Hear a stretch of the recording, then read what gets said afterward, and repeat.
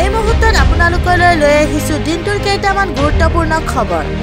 অসমত গ্ৰেপ্তাৰ মৌলবাদী সংগঠন জইচ-ই মহম্মদৰ 10 দুৰ্ধৰ্ষ উগ্ৰপন্থী। গোৱালপাৰাৰ পৰা 9 জন, হুজাইৰ পৰা 1 জন গ্ৰেপ্তাৰ NIA-ৰ।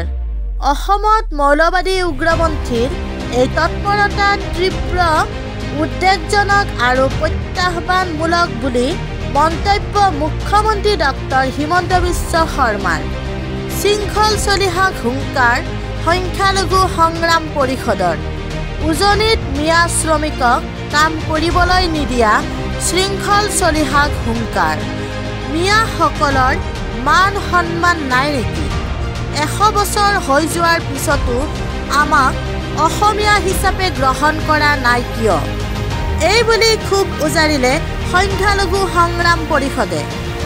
পৰৱৰ্তী খবৰ, আঁচনি দিয়া অসম চৰকাৰখন দেউলীয়া হ'বলৈ গৈ আছে।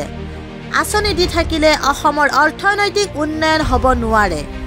কোনো কাম নকৰাকৈ পইচা দিয়া কথাটোৱে ক্ষতিকাৰক। 1250 টকা কিয়? 12,500 টকা দিয়ক চৰকাৰে, কিন্তু তাৰ বিনিময় মানুহকো একোটাকৈ কাম দিয়ক বুলি এতিয়া গৰজি উঠিছে আছুৰ সভাপতি উৎপল শৰ্মা। সোণাপুৰৰ উচ্ছেদথলীত পুনৰ প্ৰশাসনৰ মাইক লৈ ঘোষণা। উচ্ছেদিত ভূমিত কোনো কাৰণতে ঘৰ-দুৱাৰ নাসাজিব। ঘৰ-দুৱাৰ সাজিলেই বিপদ নিশ্চিত।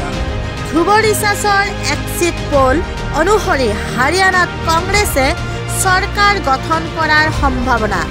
কংগ্ৰেছে 57খন আসন পোৱাৰ বিপৰীতে বিজেপিয়ে 27খন আসন লাভ কৰাৰ সম্ভাৱনা।